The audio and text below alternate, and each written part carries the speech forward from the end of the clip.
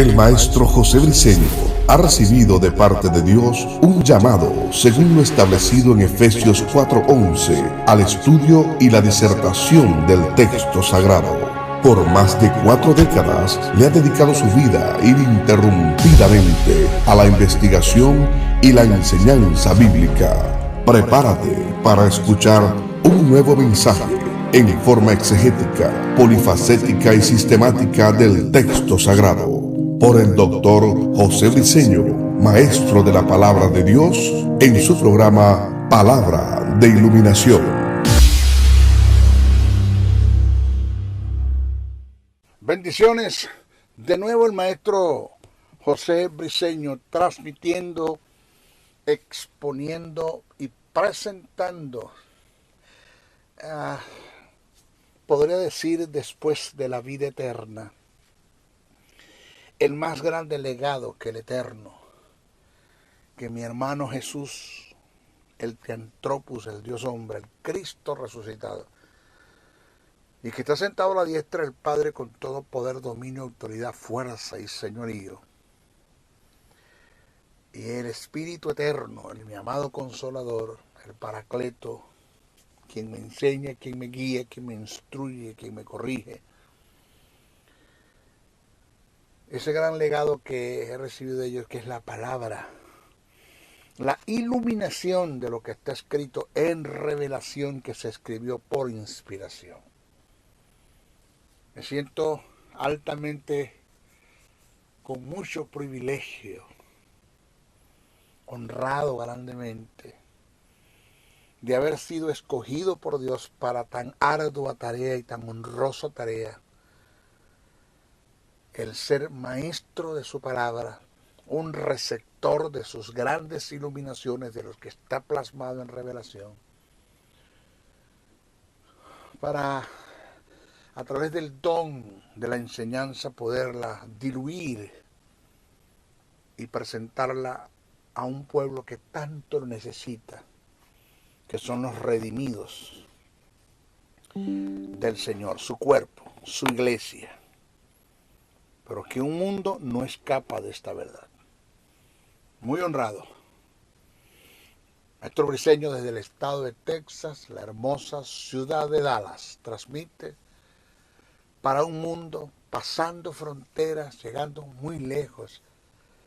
Esta palabra no la va a detener a nadie. Pablo dijo, puedo estar preso, pero la palabra de Dios no hay quien la detenga.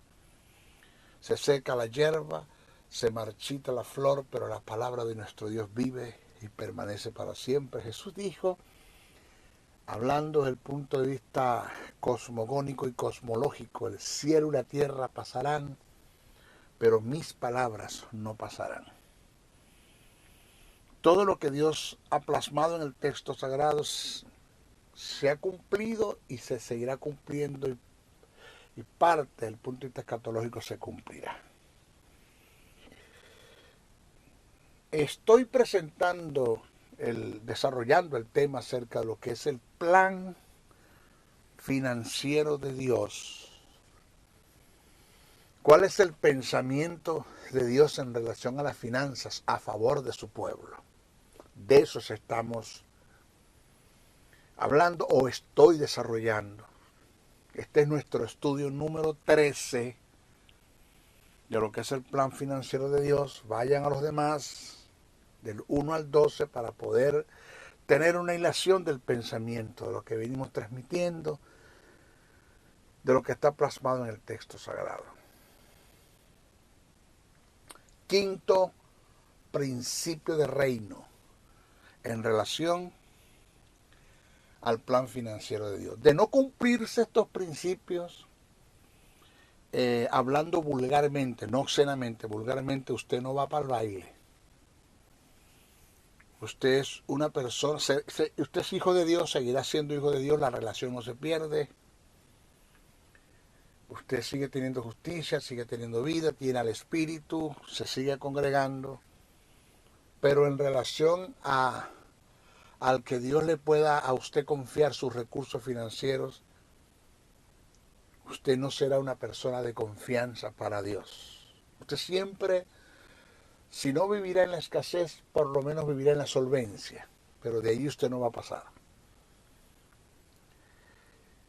Quinto principio, porque acuérdese que le enseñé, nunca se le olvide la introducción, los primeros mensajes, que las cosas en Dios se mueven y caminan bajo un sistema. Y le enseñé que un sistema es el conjunto de normas y de principios que han sido establecidos para que el conocimiento y la aplicación de ellos se puedan alcanzar los objetivos. En el plan financiero hay principios.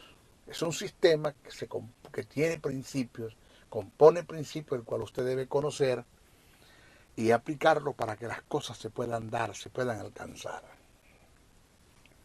El quinto es ser un buen administrador de los bienes de Dios. El no ser un buen administrador, usted va a entrar en el terreno del derroche, en el terreno de la malversación de fondo, en el terreno del desvío de fondo. Cae en el terreno de la vanidad y usted no es confiable para Dios. Cuando usted va al libro de Lucas, decíamos en el estudio pasado, en el número 12, quiero dar una introducción para entrar en el desarrollo. Lucas, el evangelista, en su capítulo 12, versos 42 al 44, nos da un ejemplo de la buena administración, de la mayordomía, término oikonomía, que aparece en el griego. Y el texto dice, cito, y dijo el Señor, ¿quién es el mayordomo fiel y prudente, el cual su Señor pondrá sobre su casa? Observe el término casa, eso a usted no se le puede olvidar, casa, para que a su tiempo le dé su ración, o sea, para que administre, para que haga una buena administración en el tiempo que se le dio. Dice, bienaventurado aquel siervo el cual cuando su Señor venga le haya haciendo así. Ese término así significa tal y como Él se lo mandó a hacer. Que no se ponga a inventar, así te lo mandé a hacer, así lo vas a hacer, punto. Dice, en verdad os digo que le pondrá sobre todos sus bienes. Observe que comenzó con su casa y como lo hizo bien, exactamente como te lo mandé a hacer, fuiste un buen mayordomo, pues ahora tú vas a pasar a administrar mis bienes. Oiga usted, presente en el texto que acabamos de leer, que hay un ascenso y un promover. El ascenso tiene que ver con niveles de autoridad y el promover tiene que ver con expansión. Eso hasta dónde Dios te puede llevar. Pero todo depende del que seas un buen administrador. Mire, el administrar es el arte de gobernar, dirigir, gerenciar, cuidar. Y la buena administración trae como resultado la economía, que ese término economía indica reservar, mantener, guardar, propiamente economizar. Entonces, el no ser un buen administrador de los bienes de Dios hace que entremos en la malversación o en desvío de fondo, lo cual es aborrecido por Dios. Dios aborrece la malversación o el desvío de fondo.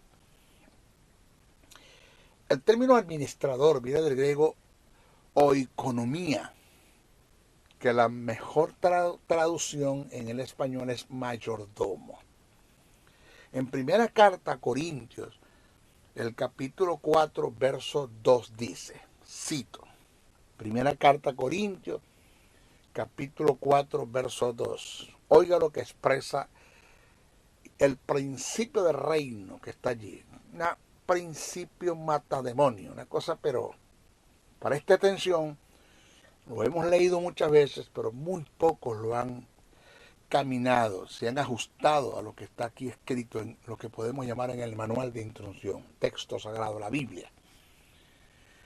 Dice, ahora bien, se requiere de los administradores, es decir, mayordomos, que cada uno sea hallado fiel. Ahí está, principio de reino, la fidelidad. Si usted va a Tito, capítulo 1, verso 7, dice, cito, porque es necesario, ese término necesario del griego es un principio sine qua non. Ese es un principio que usted no puede alterar. Usted no lo altere porque no le va a funcionar las cosas. Dice, porque es necesario que el obispo, el término obispo es cualquiera de los 5 ministerios, apóstol, profeta, evangelista, pastor o maestro, cualquiera de los 5 ministerios. Porque es necesario que el obispo sea irreprensible. ¿Que sea qué? Irreprensible como administrador de Dios. El mayordomo. Hoy le voy a dar las propiedades de un mayordomo desde el punto de vista teológico. Mayordomo es aquel que administra y cuida posesiones que no son de su propiedad. Por eso que cuando nosotros no tenemos un principio de mayordomía, sino que nos creemos dueños de las cosas, pues ya estamos totalmente descalificados para, para recibir de Dios sus recursos financieros. Estamos totalmente descalificados porque el día que Dios nos entregue el dinero, que es para invertir en su reino y para la implantación de su reino, y nosotros nos hacemos dueños del dinero y no entendemos que eso le pertenece a Dios, que solo somos mayordomos, pues estamos totalmente descalificados. Entonces, un mayordomo es aquel que administra y cuida posesiones que no son de su propiedad, recursos que le fueron confiados para cumplir los propósitos de su amo. El dueño de los bienes puede depender de un mayordomo consciente que conoce la responsabilidad que conlleva la mayordomía. Para el amo, oígase este principio de reino, para el amo, el señor, el dueño de los bienes, la calidad de su mayordomía es más importante que la cantidad de bienes que se le confía. Por esta razón, Dios, como el amo de los bienes del reino, está más interesado en el carácter y los motivos del mayordomo que en los bienes que se le entrega para administrar. Porque de esto depende su fidelidad. O sea que nuestro carácter como mayordomo es lo que determina cuán útiles podemos ser en las cosas que se nos han sido confiadas y la responsabilidad que asumamos ante los bienes que se nos entregan. O sea que un carácter adecuado y bien formado en línea con la responsabilidad está estrictamente relacionado con el ser útil y ser fiel a su Señor. Entonces, cuando un creyente, cuando un hijo de Dios tiene el carácter ajustado a la responsabilidad, que nada más y nada menos, señores, cuando hablamos de la responsabilidad estamos hablando de aquello que conlleva una seriedad, respeto, consideración, esfuerzo, abstinencia, compromiso, dedicación, constancia, abnegación, entre otras cosas. Siempre en su mayordomía será aprobado por Dios. Por ende, por lógica, por resultado, seguirá recibiendo de Él sus recursos sin medida, sintiéndose Dios orgulloso de su mayordomía, escuchando los elogios de su Señor cuando le diga, bien, buen siervo y fiel, sobre poco has sido fiel, sobre mucho te pondré. ¿Para quién son esas palabras? Para todo aquel tipo de personas que aprenden a tener un carácter de mayordomo.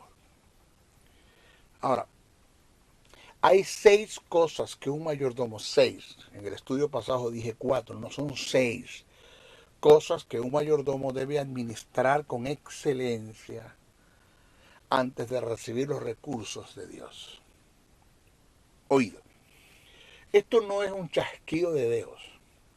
Esto no es un abrir y cerrar de ojos, esto no es esto no es soplar y hacer botella, decimos en mi país. Esto no es soplar y hacer botella. La formación de un carácter de mayordomía o formar un hombre para que tenga un carácter de mayordomía no es nada fácil, no es un suceso, es un proceso. Es un proceso, es algo que se da, pero bajo un proceso que es continuo. eh, Vamos avanzando paso a paso, poco a poco, pero que no se da de la noche a la mañana. Por eso es importante conocer estos principios. Esto no es cuestión de tirarte de rodillas y pedirle a Dios dinero e inmediatamente Dios te va a enviar el dinero. No, esto se lleva tiempo. Para que José saliese de la cárcel, del foso de donde lo tiraron los hermanos, de aquel pozo, de aquel hoyo, sacarlo desde la cárcel y llevarlo al palacio, eso tuvo su tiempo, su formación. Esto no fue de la noche a la mañana.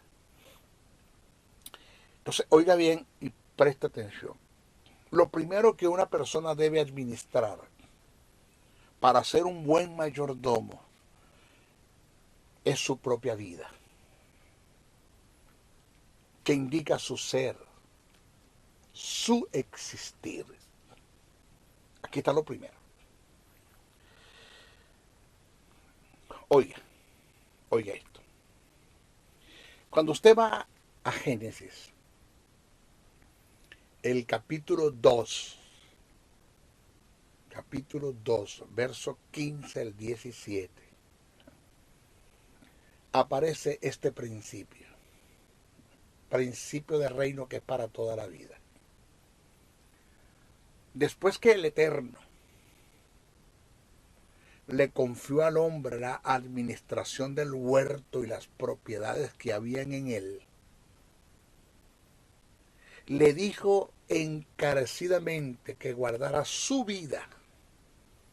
De esto dependía la administración del Edén y de todas las cosas. Oiga, oiga, el dominio propio de una persona es la virtud más grande que tiene para dominar y administrar las demás cosas. El dominio propio es la fuerza de la voluntad que un ser tiene para tomar decisiones sabias y dar pasos firmes y concretos, evitando así que la vida se le desmorone. Señores, si nosotros no tenemos dominio sobre nuestra propia vida y no sabemos administrarnos a nosotros mismos, nunca podremos administrar los recursos de Dios. Ay, nunca, nunca. Hay áreas en nuestra vida que tiene que ver con pecado. Más adelante vamos a entrar en eso. En cualquier terreno que estamos cayendo, que estamos siendo dominados, atados, estamos circunscritos, viciados, acostumbrados, y ya pecamos con premeditación y alevosía, hasta hacemos planes y proyectos para pecar, porque nos dejamos llevar de todas las concupiscencias negativas, nos dejamos llevar de eso. Y así las cosas en Dios no funcionan. Esto no es nada fácil. Esto no es nada fácil. Lo que le estoy enseñando, lo que le estoy presentando, no es nada fácil. En una vida de pecado,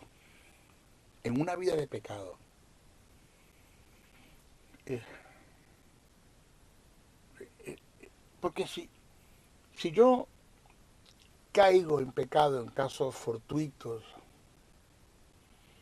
ocasionales, por incidente, accidente, y me levanto y pido perdón y voy adelante, no me detengo, pues esa es una cosa. Pero cuando yo hago planes y proyectos para pecar, que peco con premeditación y alevosía, que sé que lo que estoy haciendo está mal, que no tengo respeto por lo sagrado, a mí Dios no me importa, a mí no me importa Jesús, a mí no me importa el sacrificio, los clavos, la herida, el Getsemaní, las torturas, las flagelaciones, la cruz, la ascensión al infierno. A mí no me interesa el Espíritu Santo que mora en mí, porque yo no sé qué lugar tiene Dios Padre, qué lugar tiene Dios Hijo y qué lugar tiene Dios Espíritu Santo en mi vida cuando descaradamente yo hago planes y proyectos para pecar. A mí ellos a mí no me interesan. Yo no sé qué lugar cubre, yo no sé qué lugar ocupan ellos en mi vida. ¿Qué te dice a ti que con esas actitudes tú eres una persona confiable para que Dios te entregue los recursos del reino? ¿Qué te dice a ti eso? Esto no, en las cosas de Dios, el dinero no se obtiene raspando un ticket de lotería y sacándote el primer premio o frotando la lámpara maravillosa para que te salga el genio a resolverte los problemas y al concederte los deseos, que uno de ellos es tener dinero. Y ahí lo tienes fácilmente, independientemente de la vida como la tengas. En Dios las cosas no se dan así. Por eso es que en una vida de pecado nunca calificamos ante Dios para ser un mayordomo, para ser su mayordomo. Él sabe, el Eterno lo sabe, en su eterno conocimiento, en su prognosis, en su eterno conocimiento. Él sabe que le daríamos mal uso a los recursos que ponga en nuestras manos. Él lo sabe. Lo más grande de la mayordomía no está en que el mayordomo pueda confiar en su Señor. Eso es parte de la mayordomía, el que usted confíe en su Señor, en que usted tenga fe en Dios, eso es parte. Pero óigame, repito, lo más grande de la mayordomía no está en que el mayordomo pueda confiar en su Señor, sino que el Señor pueda confiar en su mayordomo. O sea, puedes tener toda la fe del mundo, puedes creerle a Dios, eres un Abraham en la tierra. Qué sabruto, qué. Abraham se quedó corto para ese camino de fe, ese conocimiento de fe y esa fe que tú tienes. Puedes tener toda la fe del mundo, pero si tú no eres confiable para Dios, si tú no eres una persona confiable para Dios, usted no va a ninguna parte. Hay áreas en nuestras vidas en las que todavía estamos atados por causa de pecados internos y ocultos que solo nosotros somos testigos de ellos. Usted lo sabe. 3 seres en este mundo usted no puede engañar ni a Dios, ni al diablo, ni a tu propia conciencia. Porque Dios sabe, como el diablo sabe, como tú sabes que estás mal. Y que tiene que cambiar. Entonces hay áreas que tenemos que liberar. Áreas en las que estamos atados todavía, circunscritos, viciados, acostumbrados. Áreas en las que tenemos, repito, que ser libres. Pero eso lo vamos a hacer somos nosotros, con el dominio propio, con la enkaratein, que es la palabra en griego que utilizó Pablo, el dominio propio enkaratein, la fuerza de la voluntad. No le pides a Dios que te quite nada de eso, tú lo tienes que dejar, tú y yo lo tenemos que abandonar. Áreas que tenemos que liberar, renunciando a todo tipo de maldad. Y no nos engañemos, hermano. Dios no puede ser burlado, ya te lo dije. Todo lo que el hombre siembra, lo recibirá. Si siembras café, cosecharás café. Si siembras cacao, cosecharás cacao. Si andas mal internamente, todo lo que hagas te saldrá mal. Nunca tendrás el apoyo de Dios, la gracia de Dios que tanto la necesitas, la gracia de Dios que tanto lo necesitas, que es aquello que te hace, caes en el favor de los hombres, en el favor de los hombres, en el favor de los que te rodean. Pero aunado a esto, pues tú y yo debemos entender, el maestro Briceño lo entendió Porque yo no te estoy dando este seminario, porque esto lo agarré, fui a Google, copié y pegué y me lo traen. Yo no, esto es producto de mi vida, de mi ser, de mi existir, de todo lo que yo he vivido, los principios que he quebrantado, los resultados negativos que he tenido, las veces que me he tenido que arrepentir. Y esto me ha llevado a escribir, a plasmar principios, a desarrollar este material para enseñarte, porque la vida se ha convertido en una gran universidad para mi vida. Porque Dios es mi más grande rector, Cristo es mi más grande decano, el Espíritu Santo es mi más grande maestro y la vida es mi más grande universidad. He aprendido. Por eso te lo digo con propiedad estas verdades. Señores, aunado a todo esto que acabo de decir, debemos entender que el pecado es como la fuerza de gravedad, que si te descuidas, te desplomas súbitamente, sin advertencia. Mire, te lo voy a decir en una forma ilustrada. Tú puedes estar 2 meses escalando una montaña. 2 meses escalando una montaña. Pero si te caes, te resbalas y te caes por uno de sus precipicios, no vas a tardar 2 meses en caer. Cae de una vez. De una vez. Así es el pecado, es como la fuerza de gravedad. El pecado degrada la vida de los hombres. Cercena y hurta la posibilidad de prosperar, de surgir, de avanzar en la vida, de ser ascendido y promovido por el Eterno en su reino eterno. Por todo esto, estas verdades del reino que te estoy presentando, señores, debemos sentarnos en el espejo de nuestra realidad y decir, espérate, esto es 2 más 2 son 4. Esto no se puede alterar. 2 más 2 son 4. No se puede alterar. Por todas estas verdades, debemos ser administradores de nuestro propio ser, de nuestro propio existir, de nuestra propia vida, para administrar los recursos de Dios. Es lo primero que usted debe aprender a administrar. Repito, si no hay una buena administración en ti como persona, usted no es confiable para Dios. Usted no va a llegar a ninguna parte. Usted siempre va a estar en el terreno de la escasez o en el mejor de los casos de la solvencia. Pero usted nunca llegará a la abundancia, a la sobreabundancia. Nunca. Lo segundo, que una persona debe administrar con éxito.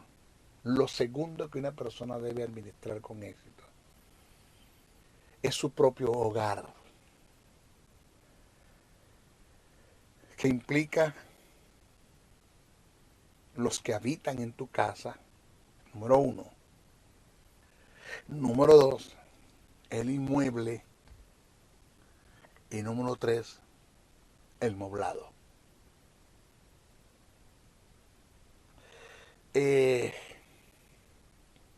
Alguien dijo en relación con el matrimonio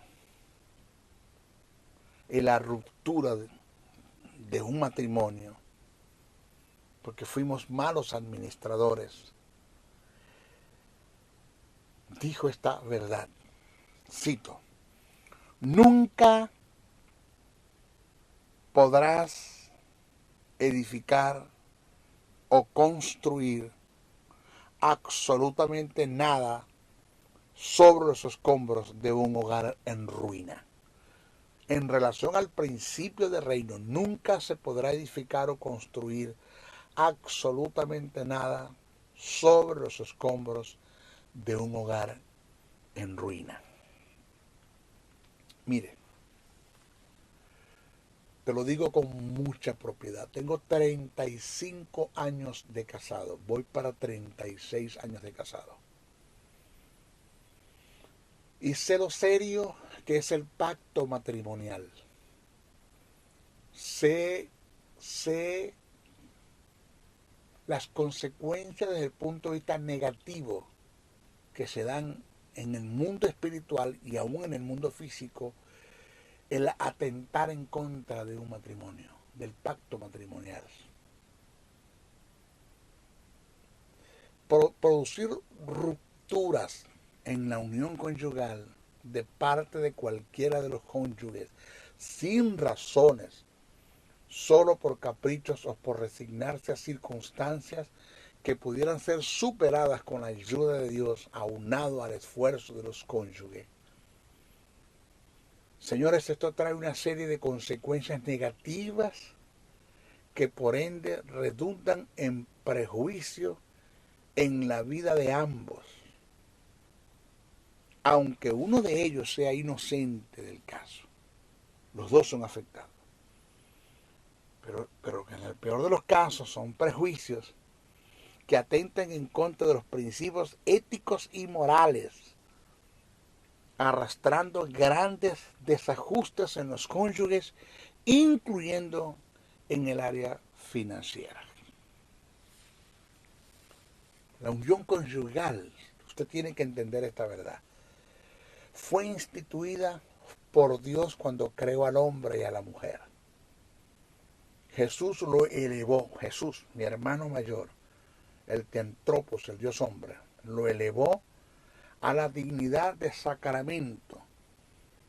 O sea, un sacramento que le da a los cónyuges una gracia especial para ser fiel uno al otro y santificarse en la vida conyugal y familiar.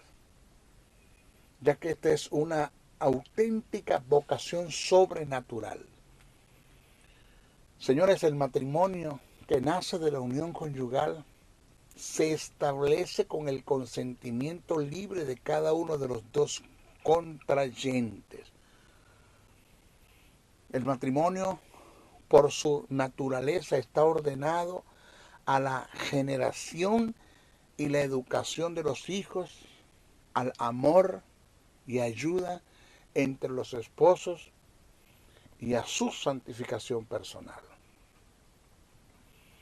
Uno de los principios y factores determinantes relacionados al éxito del matrimonio como institución y unión conyugal es el aspecto financiero. De este, en su mayoría depende la buena relación para mantener y cumplir el mandamiento tácito y ético que está registrado en las Escrituras, que dice hasta que la muerte los separe. Señores, el dinero, no se le olvide esto, es uno de los factores determinantes para el comienzo, la estabilidad y para mantener una relación matrimonial. Alguien dijo que el amor con hambre no dura. Y eso es una verdad. El maestro Briceño ha pasado momentos duros financieramente, hablando. Yo pasé por el estado de la escasez, he estado en insolvencia, he llegado a la abundancia, he vuelto otra vez a la escasez, por diversas razones. Y mi matrimonio se ha mantenido porque a quien tengo como mi esposa ha entendido que esas consecuencias o esas etapas financieras en las cuales hemos estado pasando es producto de circunstancias que se han dado, pero que en lo personal no he sido culpable en forma directa de eso. Y por eso lo hemos soportado. Pero es cuando los desajustes financieros vienen a nuestra casa, a nuestro hogar, es porque nosotros somos malos administradores. Somos malos administradores de nuestra propia vida, de nuestro propio ser, de nuestro propio existir. Señores, por otra parte, como principio bíblico, quien no sepa administrar su hogar, nunca podrá administrar los bienes de Dios, por la sencilla razón que no será confiable para él. Primera carta a Timoteo, el capítulo 3, verso 15 dice, pues el que no sabe gobernar su propia casa, ¿cómo cuidará de la iglesia de Dios? Por eso Josué presenta el principio del reino y estaba claro. Josué dijo, yo y mi casa serviremos a Jehová. Eso está en Josué 24:15. Tenemos la administración de parte del marido, por decirte algo. Vamos a hablar de la administración de parte del marido. La administración de un hogar de parte del hombre tiene que ver con la crianza de los hijos, que implica la educación, la provisión de sus alimentos y el vestir. Y sobre todo cumplir con la buena paternidad, siendo amorosos, tiernos, comprensibles, atentos, respetuosos, amables, cortés, no provocando ira en ellos, nunca tratándolos como con violencia, respetando sus derechos y evitando caer en la autocracia, la imposición, el despotismo, la obstinación, y con todas estas virtudes que forman parte de la crianza, formar un carácter en ellos, en el temor de Dios, para que de esta forma se puedan conducir en la vida sabiamente. O sea que el no tener sumo cuidado en la crianza de los hijos producirá desajustes financieros, por la sencilla razón que en vez de ser productivos por la buena formación, serán elementos de derroche financieros, ya que por su mala formación serán conducidos a vivir en la delincuencia, y producto de esto pueden darse la posibilidad de que caigan en lugares tales como la cárcel, hospital, albergue de menores, entre otros, llevando a sus progenitores a desenvolver dinero, óigase, a desenvolver dinero de donde no haya, con la finalidad de cubrir las demandas financieras que se darán por las condiciones en las que se encuentran sus hijos. Producto de una mala crianza, porque no supiste crear a tus hijos y cumplir con el rol de tu paternidad, tal y como te lo presenta la palabra. La administración de un hogar en el deber del marido para con la esposa implica, ya te hablé de los hijos, vamos a ver cómo debemos tratar a nuestras esposas. El buen trato que le demos, siendo tiernos, amorosos, galantes, cortés, atentos, respetuosos, fieles, que nuestro trato sea con fragilidad, siendo benefactores y proveedores ante ellas. Búsquese primera carta a Timoteo, el capítulo 5, verso 8, y léalo para que usted se dé cuenta. Señores, una mujer con un buen trato de parte del marido siempre será productiva y buena administradora. Siempre. Eso va a aportar para nuestro estado financiero.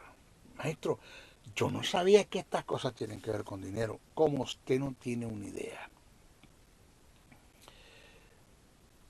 Pedro dejó asentado un principio de reino. Su primera carta, el capítulo 3, verso 7, dice, cito, vosotros maridos igualmente vivid con ella sabiamente, dando honor a la mujer como a vaso más frágil, como a coherederas de la gracia de la vida, para que vuestras oraciones no tengan estorbo. Colosenses, el apóstol Pablo dejó escrito en el capítulo 3, verso 19, dice maridos, amad a vuestras mujeres y no seáis ásperos con ellas. O sea, oído, la administración de un hogar de parte del marido está en el cuidado físico, en el cuidado, en la ternura, en el amor, en el cuidado, en la atención, en el ser galante, cortés, cordial, respetuoso con nuestras esposas. ¿Depende esto de nuestra finanza, maestro? Sí. Si tú eres una persona que tú no tratas a tu esposa como Cristo trata a la iglesia y cumples con ese principio, tú no eres confiable para recibir recursos financieros de parte de Dios. Así, así. Ahora, vamos a ver la administración de un hogar de parte del marido. Está en el cuidado físico del inmueble y el moblado, evitando deterioros que le van a producir en el futuro gastos en mayor proporción que serán innecesarios. Siempre estuve y estoy pendiente de mi casa donde yo vivo, del inmueble y del moblado. Siempre estoy pendiente dándole una buena administración con tiempo para que no haya un derroche financiero en esa área. Siempre estoy cuidado, pero mucho cuidado. Si yo no sé cuidar mi casa en relación a los que viven en mi casa, a mi esposa y a mis hijos, si no sé cuidar mi casa en relación al inmueble y no sé cuidar mi casa en relación al moblado, pues yo no seré confiable para Dios, para que Dios me entregue a mí los grandes recursos financieros. Ahora, ¿dónde está la administración de parte de la esposa? Porque esto también trae desajuste financiero, cuando la esposa no se convierte en una buena administradora de su propia casa, de su propio hogar, de los que habitan en ella. En cuanto a la esposa, esta debe cuidar de guardar el rol de mujer como ayuda idónea, que indica la que engrana. Es el anillo al dedo. La mujer fue diseñada por Dios para cubrir áreas que el hombre por naturaleza jamás puede cubrir, tales como el tener cuidado en forma directa de la crianza de los hijos, en el seguimiento y la supervisión diaria y constante sobre ellos. Esto quedó establecido en las Escrituras. Usted búsquese el Tito, Pablo escribe a Tito el capítulo 2, verso 4, dice, hablando de las mujeres, que enseñen a las mujeres jóvenes a amar a sus maridos y cuidar de sus hijos. Número 2, cumplir con los quehaceres del hogar. Tito 2:5 dice, y ser prudente, castas, cuidadosas de sus casas. Además de esto, debe ser sumisa, sujeta y obediente a su marido. Entender que después de Dios, el segundo lugar lo ocupa el esposo. Efesios el capítulo 5, verso 22 al 24 dice, las casadas estén sujetas a sus propios maridos como al Señor, porque el marido es cabeza de la mujer, así como Cristo es cabeza de la iglesia, la cual es su cuerpo y Él es su Salvador. Así que como la iglesia está sujeta a Cristo, así también las casadas estén sujetas a sus maridos. Usted se va a la primera carta de Pedro, el capítulo 3, verso 1 al 5, dice, asimismo vosotras mujeres estás sujetas a vuestros maridos, para que también los que no crean en la palabra sean ganados sin palabras por las conductas de sus esposos, considerando vuestra conducta casta y respetuosa. Vuestro atavío no sea el externo de peinados ostentosos, de adornos de oro, de vestidos lujosos, sino el interno, el del corazón, en el incorruptible ornato de un espíritu afable y pasible, que es de gran estima delante de Dios, porque así también se ataviaban en otros tiempos aquellas santas mujeres que esperaban en Dios, estando sujetas a sus maridos, como Sara obedecía a Abraham llamándolo Señor.